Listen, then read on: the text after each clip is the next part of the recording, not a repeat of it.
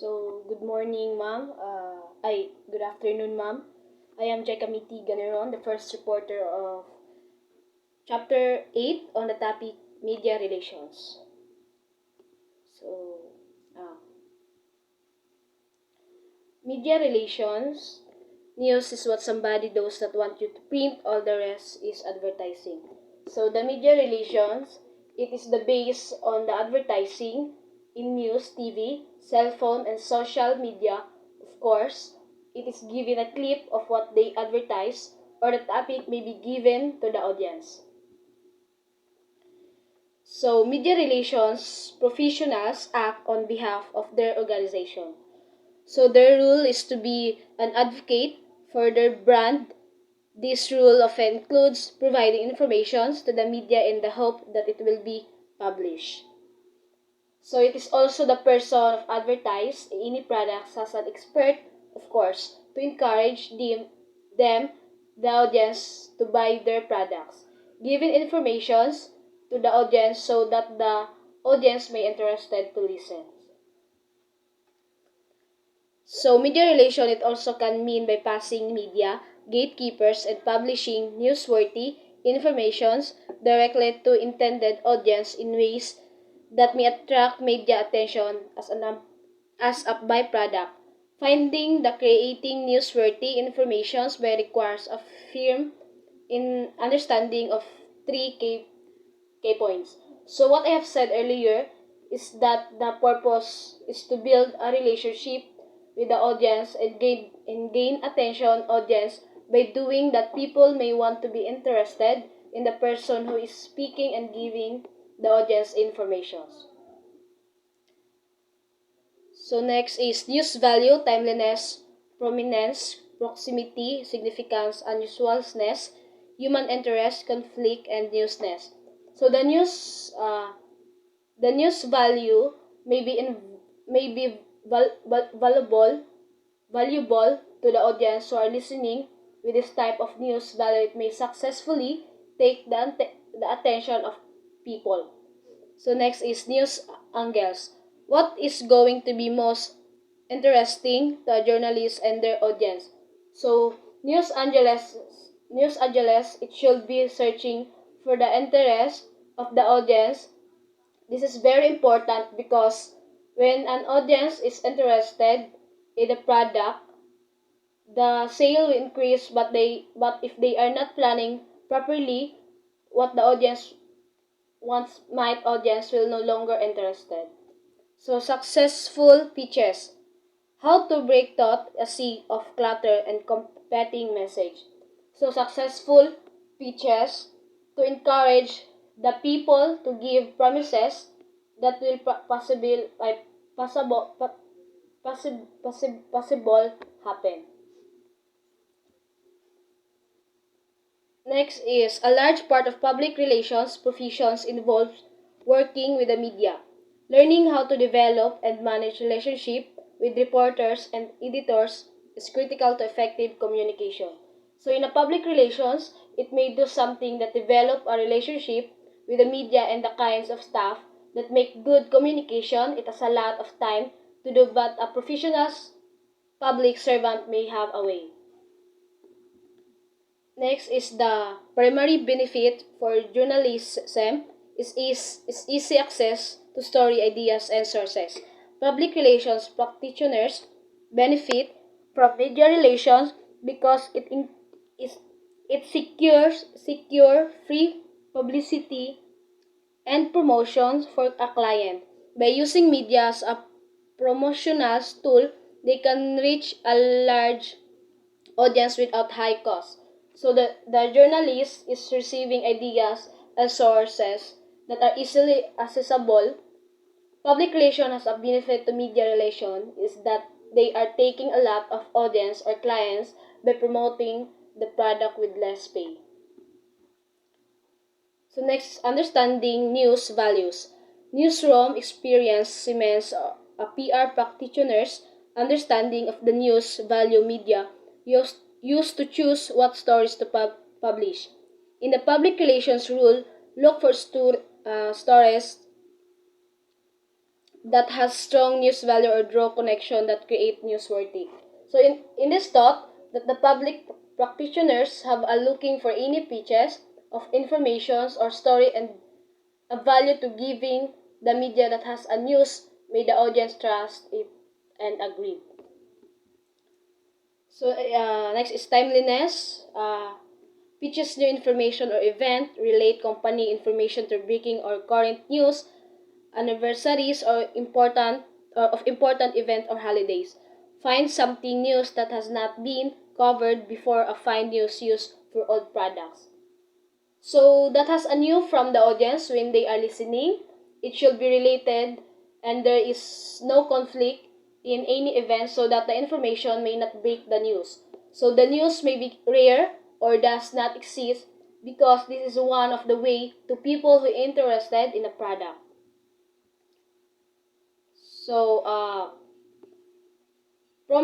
prominences embrace a thought leader as a spokespersons, tie information to someone with star power client. So it should be accepted because it is a way to be a good spokespersons. Hold your word that you may give to the audience and may encourage them. So proximity, seek local connections and angels, tailor message and angels for the leadership of different new outlets. So it should seek any connections for good positions and make the audience may take. So the message may be clear so that the audience can understand and also that they have already prepared for any kind of new outlet. So next is significant impact. So honesty assists that company news effect or substantial number of people and what those effects are. So impact they should know and choose any news that what is the effect of a company when many people are available to a company. And unusualness is look for nuggets you have not heard before for or aspect of your client of their operations that are somehow extraordinary. So it should seek or take research to the client or audience that they are never heard about and never take a piece of news that has been done in the past years.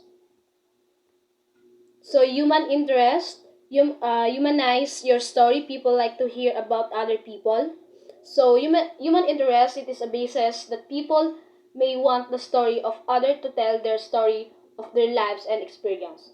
So conflict, different views are engaging, controversy, fluid discussions, and stimulates the mind. So we already know that people have their wants and needs, and we should be making a plan for a good combinations of communications to the audience that even thought they are not same looking as they have been working. So media interest also can be attached by content.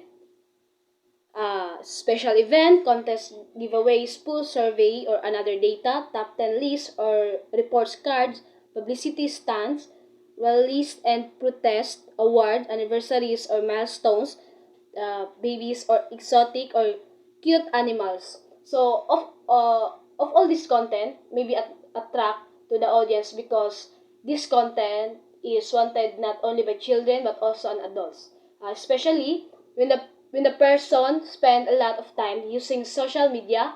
They have to encourage other to want this or to take this. The people may want what they advertise or event in the way that it is good communications from the audience of the informations given is newsworthy. So last, lesson learned, writing for daily newspaper and magazine and help in the PR world. So the lesson learned that talks about is being responsible when you are in the business life because the first thing to do is never be excused when the deadline is already set. It should respect and follow the rules to make the relations of individuals will be longer, stronger, and the people may trust you. So next,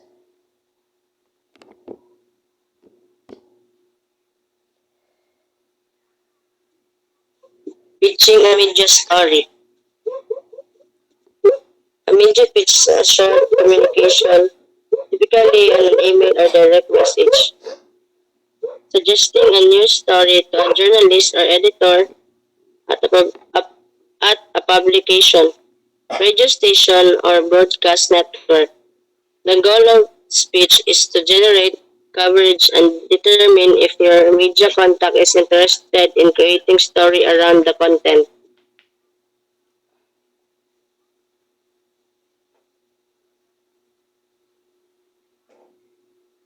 What information the journalist must include a pitch? You've got a subject line certain to get your pitch open, but what should it actually include? Do you think like a journalist logic also suggests your pitch should answer the WS for your journalist? Who, what, when, where, or why? There is good advice and ties back to those news values we measure up. Next,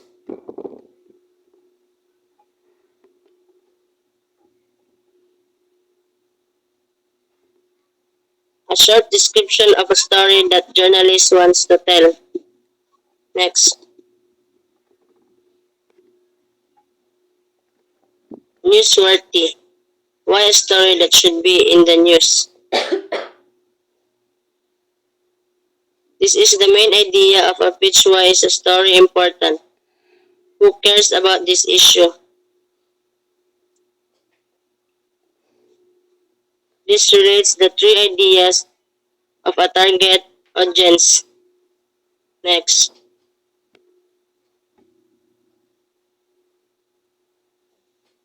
target audience must appeal age, background, education. Who or what are the sources? Who are the interviewing? When those interviews are scheduled, how those people connect to the story. Next,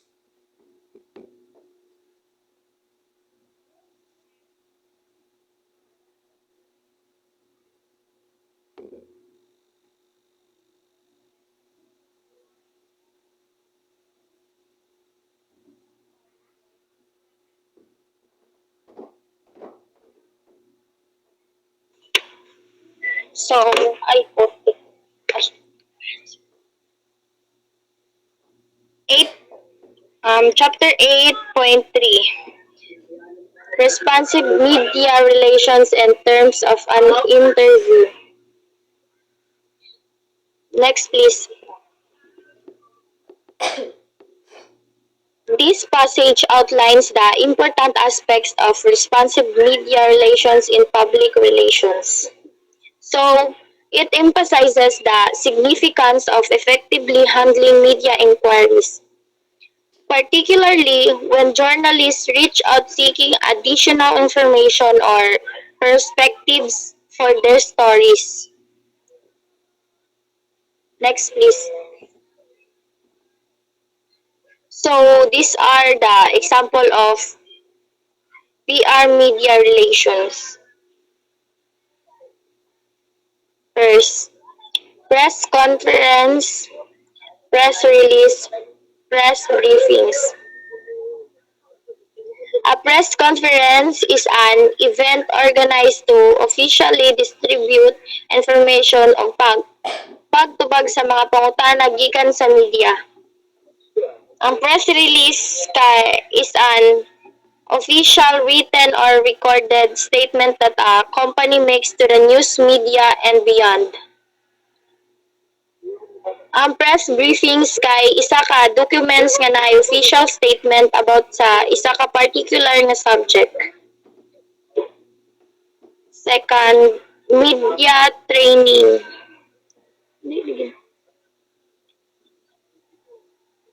Is the process of preparing individuals or organizations to effectively communicate with the media and the public, like creating press kits, arranging interviews, media tours, publicity, media audit, article monitoring. Next, please. PR is more to media relations than understanding a journalist's needs and making a good pitch. Good PR practitioners are also skilled at receiving media calls and inquiries.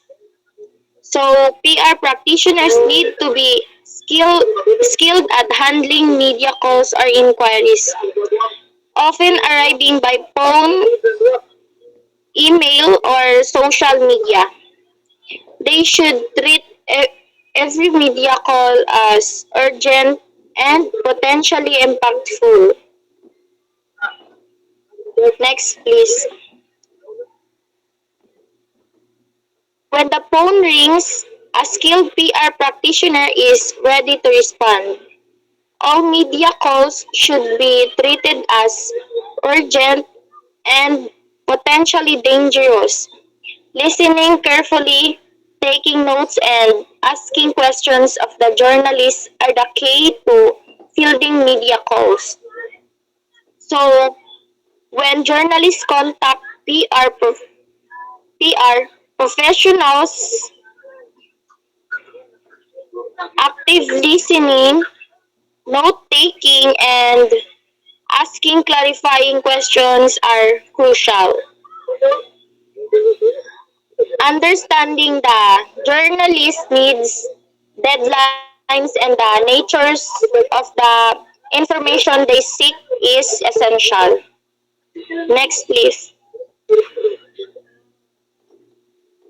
A prepared PR practitioner has already scouted their own organization to identify who might be a necessary or valuable spokespersons.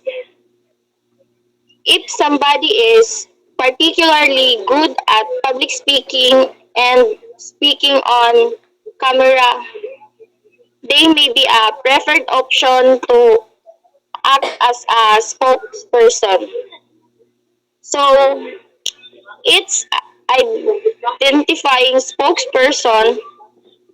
PR professionals should have a clear understanding of potential spokespersons within their organization. They might select individuals based on their expertise, public speaking abilities, or relevance to the topic. Sometimes, the chief executive might be the preferred spokespersons in certain situations. Next, please.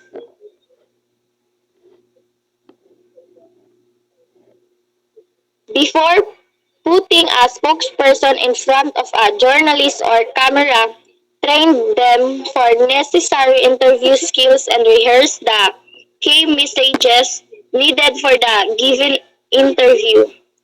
If necessary, script the spokesperson as in distributing information during a crisis. So, before a spokesperson interacts with journalists or appears on camera, they should undergo training to hone their interview skills. This training includes rehearsing key messages and ensuring they convey the organization intended narrative effectively.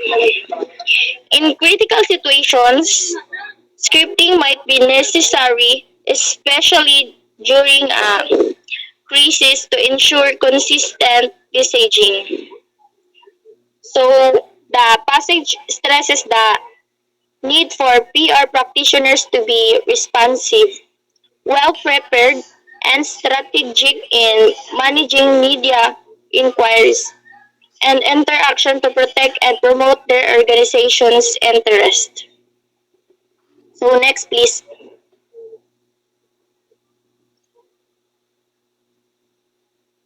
Negotiate the terms of an interview.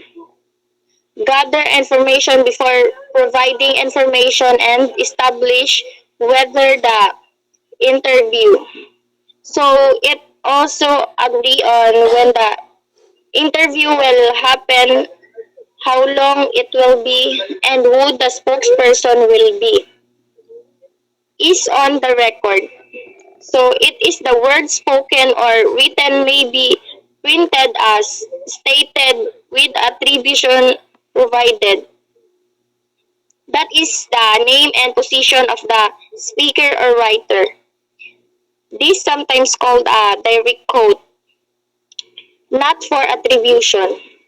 It is the word spoken or written may be printed as stated, but only with indirect attributions provided, such as a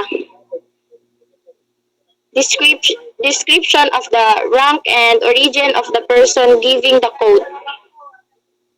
On background, the information provided can be used but not quoted word for word and not directly attributed.